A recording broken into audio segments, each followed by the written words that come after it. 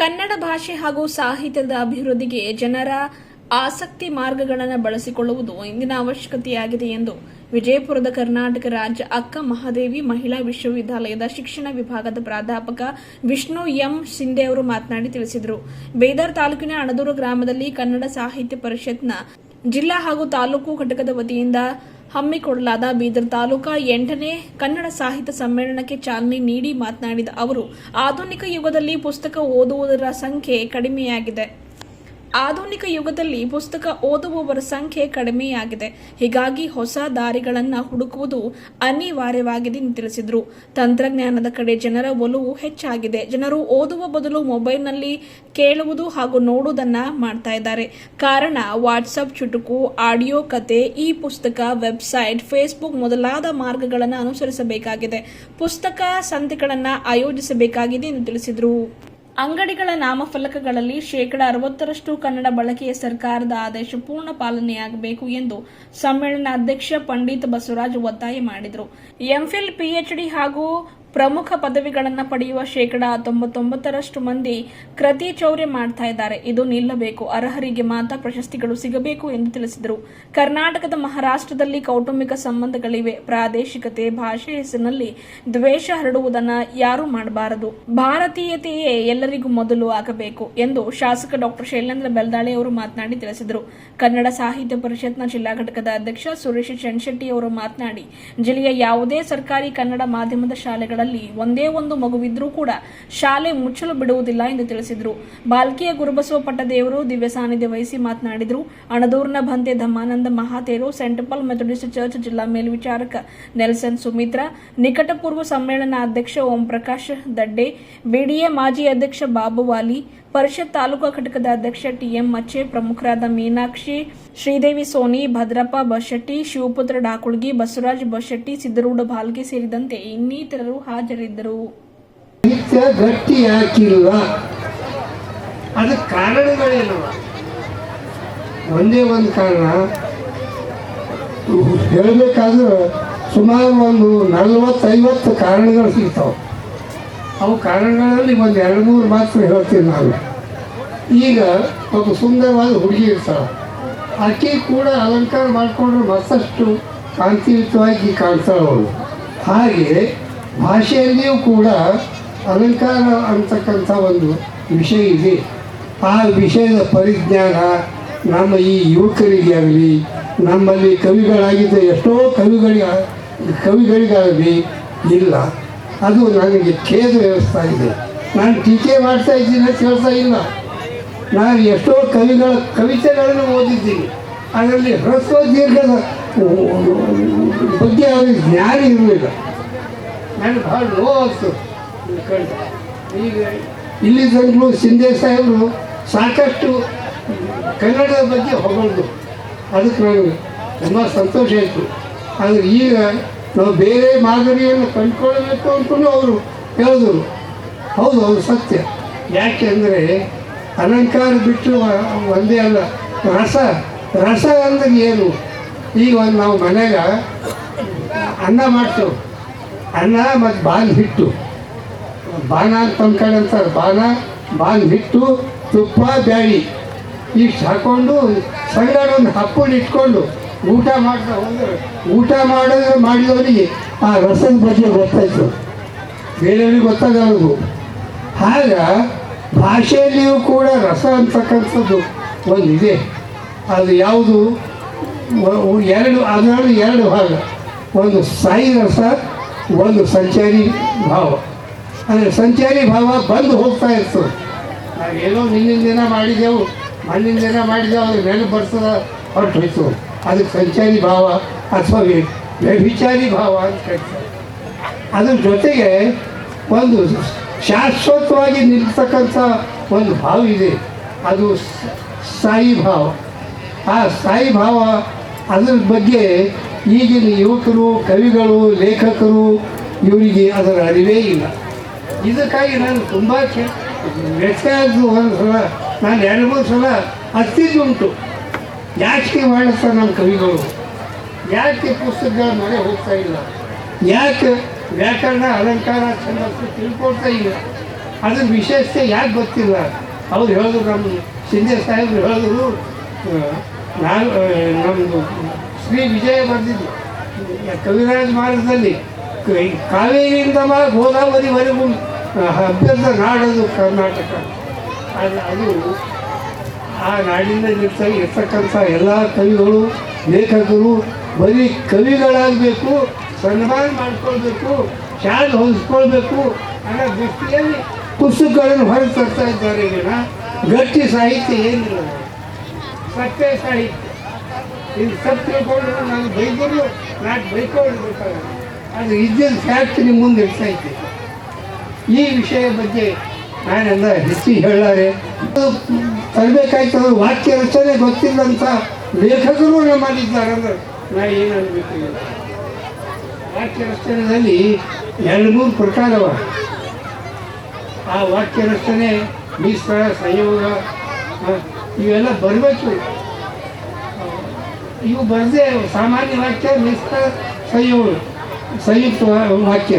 ಇವು ವಾಕ್ಯದ ಬಗ್ಗೆ ಎಲ್ಲಿ ಯಾವುದು ಕ್ರಿಯಾಪದ ಎಲ್ಲಿ ಬಳಸಬೇಕು, ಆಮೇಲೆ ಎಲ್ಲಿ ಒಂದು ಶಬ್ದ ಬಳಸಿದ ಕೂಡಲೇ ಆ ಶಬ್ದದ ಸಾಮರ್ಥ್ಯ ಏನು, ಅದರ ಪಕ್ಕದಲ್ಲಿ ಎಂಥ ಶಬ್ದವನ್ನು ನಾನು ತರಬೇಕು ಅನ್ನೋದ್ರ ಬಗ್ಗೆ ತಿಳಿವು ಇರ್ತಕ್ಕಂಥದ್ದು ಭಾಳ ಮುಖ್ಯ. ಆದ್ದರಿಂದಾಗಿ ಭಾಷೆಯಲ್ಲಿ ಬರ್ತಕ್ಕಂಥ ವಾಕ್ಯಗಳ ರಚನೆ ಕೂಡ ನಮ್ಮ ಕವಿಗಳಿಗೆ, ಲೇಖಕರಿಗೆ ಇಲ್ಲದನ್ನು ನೋಡಿ ನನಗೆ ತುಂಬ ವ್ಯತ್ಯಾಸ ಆಗ್ತದೆ. ಕೆಲವರು 100ರಲ್ಲಿ ಒಬ್ಬರಿಬ್ಬರು ಚೆನ್ನಾಗಿದ್ದಾರೆ, ಇಲ್ಲಂತೂ ನಾ ಹೇಳೋಲ್ಲ. ಅವ್ರ ಹತ್ತಿರ ಸತತಾಭ್ಯಾಸ ಮಾಡಬೇಕಂತಕ್ಕಂಥ ಮನಸ್ಸಿದೆ. ಹಾಗೆ ಎಲ್ಲರಲ್ಲಿ ಯಾಕೆ ಹುಟ್ಟಬಾರ್ದು, ಸತತಾಭ್ಯಾಸಿಗಳಾಗಿರಬೇಕು ಅಂತ. ಹಾಗಿದ್ದಾಗ ಮಾತ್ರ ಬರ್ತದೆ.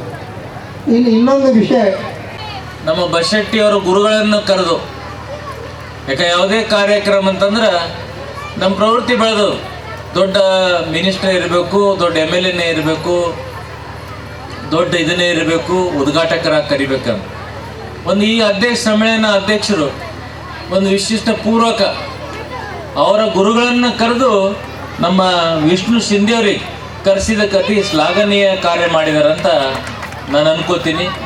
ಯಾಕಂದ್ರೆ ತಮ್ಮ ಅನುಭವದ ಮಾತನ್ನು ಕನ್ನಡ ಬಗ್ಗೆ, ಸಂಸ್ಕೃತಿ ಬಗ್ಗೆ, ಇತ್ತೀಚಿನ ಆಗು ಹೋಗುವ ಕಾರ್ಯಗಳ ಬಗ್ಗೆ ಮಹಾರಾಷ್ಟ್ರದಲ್ಲಾಗಲಿ, ತಮಿಳದಲ್ಲಾಗಲಿ ಮತ್ತು ಇನ್ನಿತರ ರಾಜ್ಯ ತೆಲಂಗಾಣ ಹಾಗೂ ಆಂಧ್ರ ಪ್ರದೇಶದಲ್ಲಿ ಭಾಷೆ ಬಗ್ಗೆ ಆಗುತ್ತಿರುವ ತಾರತಮ್ಯಗಳು, ಧೋರಣೆಗಳು, ಮತ್ತು ಇದು ನೋಡ್ರಿ ಮೊನ್ನೆ ಮಹಾರಾಷ್ಟ್ರದಲ್ಲಿ ಆಗ್ತು.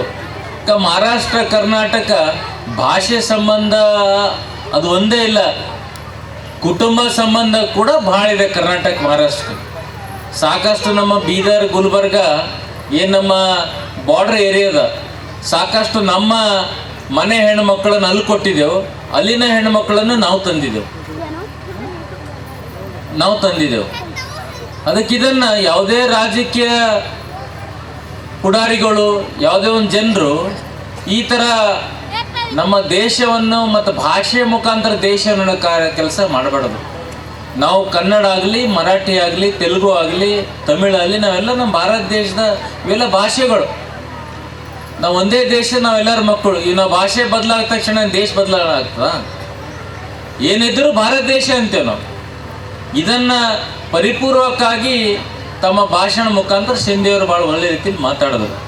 ಅದೇ ಥರ ಇವತ್ತಿನ ರಾಜ್ಯ ಹಾಗೂ ಕನ್ನಡ ಸಾಹಿತ್ಯ ಪರಿಷತ್ನ ಪ್ರಶಸ್ತಿ ಪುರಸ್ಕೃತರು ನಮ್ಮ ಅಪರ ಸೌದೆ ಅಣ್ಣವರು, ಭಾಳಷ್ಟು ಅವರು ಹಿರಿಯ ಪತ್ರಕರ್ತರು. ನಮ್ಮನ್ನು ಸ್ಕ್ರ್ಯಾಚ್ಲಿಂದ ನಾವು ರಾಜಕೀಯದಾಗ ಬಂದಿಲ್ಲ, ಅವಾಗಿನ ಹಿಡಿದು ನಮಗೆ ತಮ್ಮ ಮಾಧ್ಯಮ ಮುಖಾಂತರ ಪತ್ರಿಕೆ ಬೆಳೆಸ್ಕೊತಾ ಬಂದಂಥ ನಮ್ಮ ಅಪರ ಸಹೋದರಿ ಇನ್ನೂ ನಾವು ಮರಲಿಕ್ಕಾಗಲ್ಲ ಜಿಲ್ಲೆಯಲ್ಲಿ. ನಮ್ಮ ಶೆಂಬೆಳ್ಳಿ ಅಣ್ಣವರು, ಅವರು ಕೂಡ ಪ್ರಜಾವಾಣಿ ಪತ್ರಿಕೆಯ ಮುಖ್ಯ ಸಂಪಾದಕರು, ಅವರು ಕೂಡ ನಮ್ಮ ಮಾರ್ಗದರ್ಶಿ. ಅವರಿಗೆ ಸಮ್ಮೇಳನ ಪರವಾಗಿ, ನಮ್ಮ ಕ್ಷೇತ್ರ ಪರವಾಗಿ ಇಬ್ಬರಿ ಪ್ರಶಸ್ತಿ ಸಿಕ್ಕಿದ್ದಕ್ಕೆ ಅವರಿಗೆ ಮನಸ್ಪೂರ್ವಕ ಅಭಿನಂದನೆ ಸಲ್ಲಿಸ್ತೀನಿ.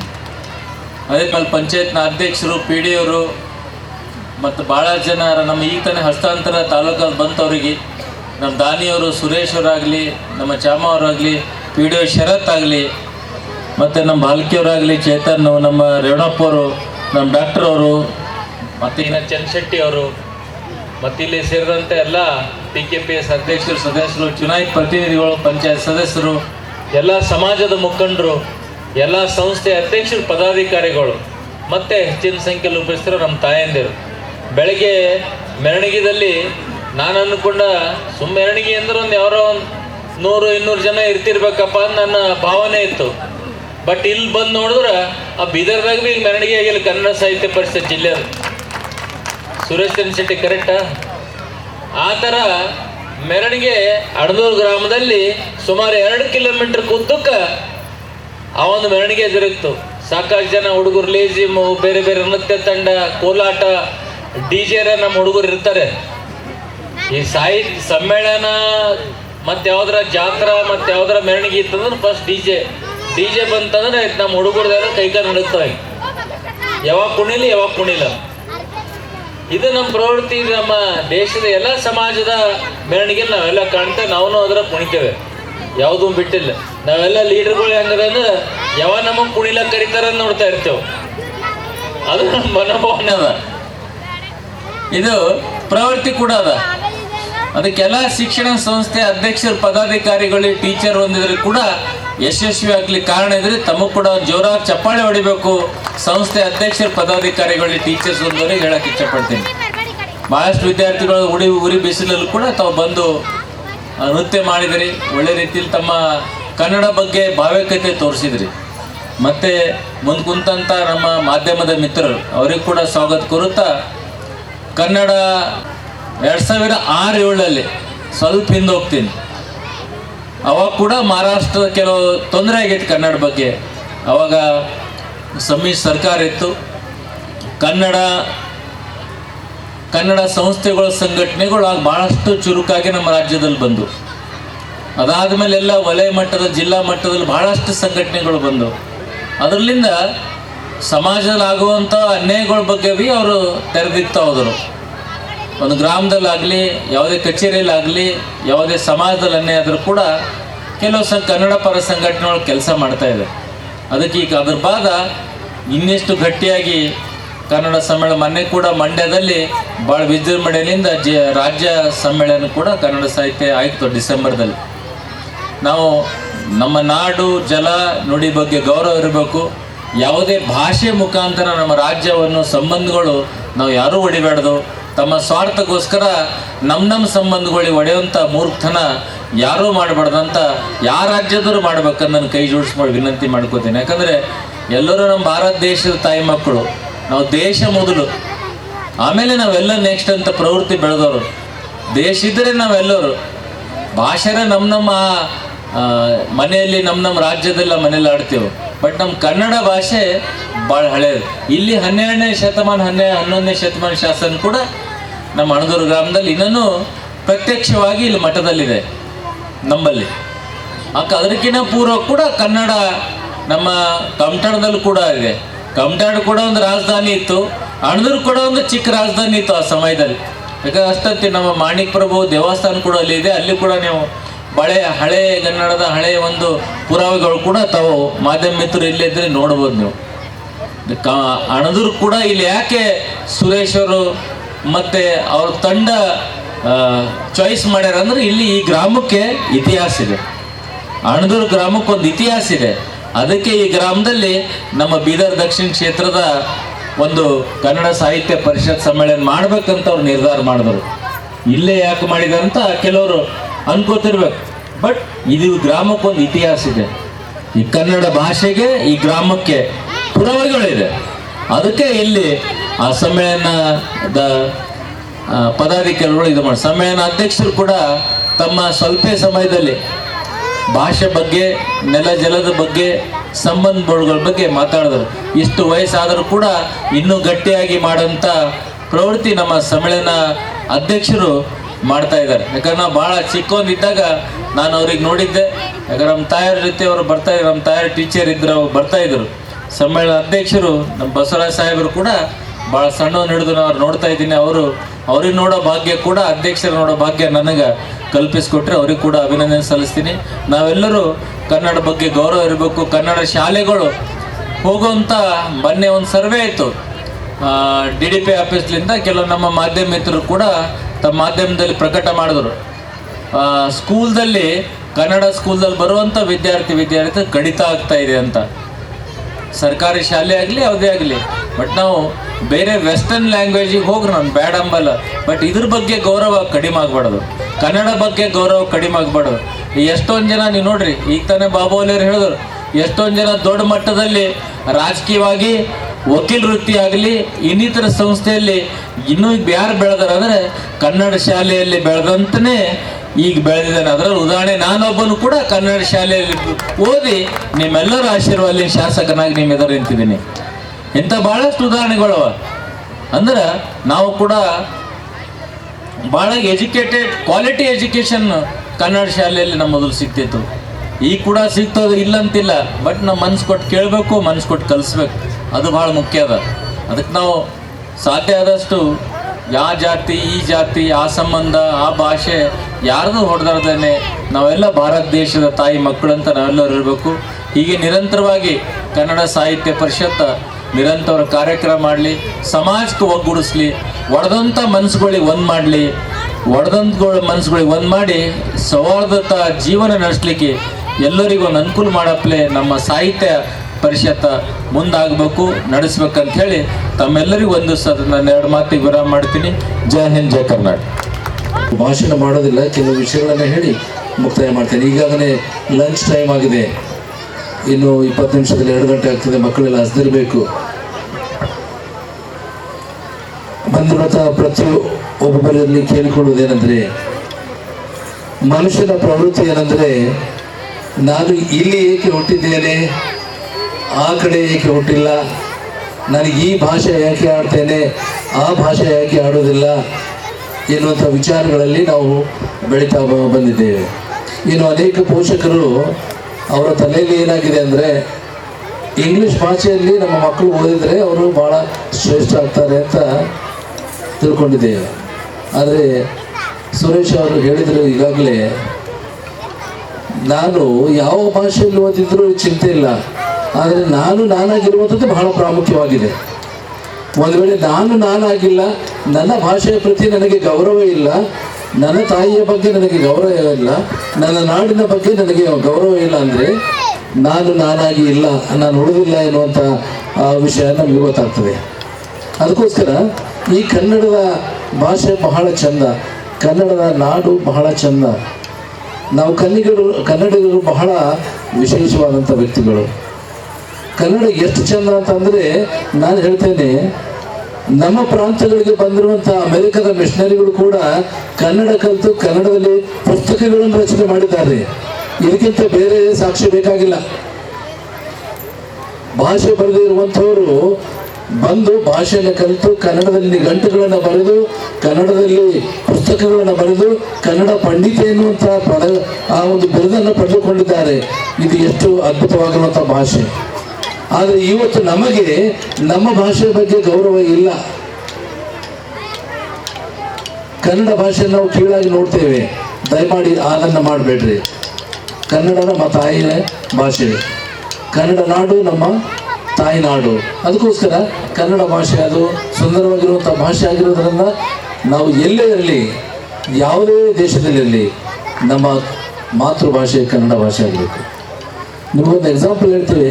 ನಾವು ಕರ್ನಾಟಕ ಬಿಟ್ಟು ಬೇರೆ ಯಾವುದೇ ರಾಜ್ಯಕ್ಕೆ ಹೋದರೂ ಕೂಡ ಅಲ್ಲಿ ನೀವು ಹೋಟೆಲ್ಗೆ ಹೋಗ್ತೀರಿ, ಅಲ್ಲಿ ಯಾರಾದರೂ ಕನ್ನಡ ಮಾತಾಡೋದನ್ನು ಕೇಳಿಸ್ಕೊಂಡ್ರೆ ನೀವು ತಿರುಗಿ ನೋಡ್ತೀರಿ. ಯಾಕಂದರೆ ಅದು ಕನ್ನಡದ ಒಡನಾಟ, ಕನ್ನಡದ ಒಂದು ಪ್ರೀತಿ, ಕನ್ನಡದ ಮೇಲಿರುವಂಥ ಆ ತನ್ನತನ ಎನ್ನುವಂಥದ್ದು ಸೂಚಿಸಿಕೊಡ್ತದೆ. ಅದಕ್ಕೋಸ್ಕರ ಈ ಒಂದು ಕಾರ್ಯಕ್ರಮವನ್ನು ಆಯೋಜನೆ ಮಾಡಿರುವಂಥ ಎಲ್ಲ ಗಣ್ಯರಿಗೆ ನಾನು ವಂದನೆ ಸಲ್ಲಿಸ್ತೇನೆ.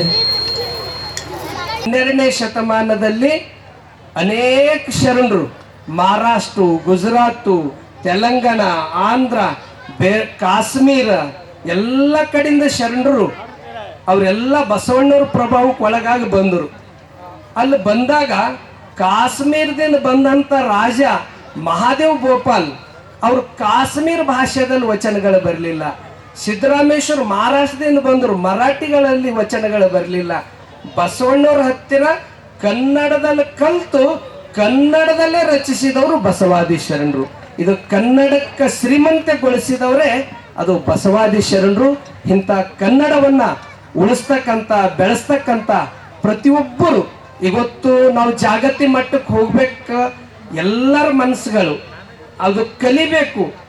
ಆದ್ರೆ ನಮ್ಮ ಮಾತೃ ಭಾಷೆ ನಮ್ಮ ತಾಯಿ, ನಾವು ಅದನ್ನ ಯಾವ ಕಾರಣಕ್ಕೂ ಬೆಳೆಸ ಕಾರ್ಯ ಮಾಡ್ಬೇಕನ್ನೋ ಉದ್ದೇಶ ಇಟ್ಕೊಂಡೇ ಕನ್ನಡ ಸಾಹಿತ್ಯ ಪರಿಷತ್ತು ರಾಜ್ಯ ತುಂಬ ಒಂದು ವಿಸ್ಮಯ ರೀತಿಯಲ್ಲಿ ಕಾರ್ಯನ್ನ ಮಾಡ್ತಾ ಇದ್ದಾರೆ.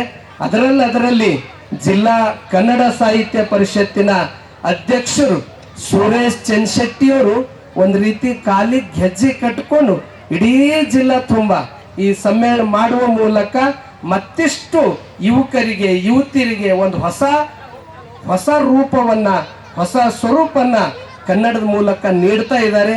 ಇಂಥ 82 ವಯಸ್ಸು ಬಹುತೇಕ ನಮ್ಮ ಓಂ ಪ್ರಕಾಶ್ ದಡ್ಡೆಯವರು, ಅವರು ಅಧ್ಯಕ್ಷರು, ಸರ್ವಾಧ್ಯಕ್ಷರು.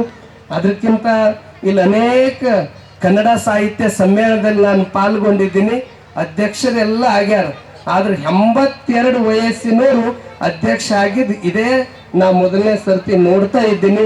ಇಂಥವ್ರಿಗೆ ಮಾಡಿದ್ದು ಬಹುತೇಕ ಅವ್ರ ಆಯುಷ್ಯನೂ ಹೆಚ್ಚಾಯ್ತದ ಮತ್ತು ಮಾಡಿದ ಆಶೀರ್ವಾದ ನಿಮಗೆ ಅವ್ರದ್ದು ಭರ್ಪೂರು.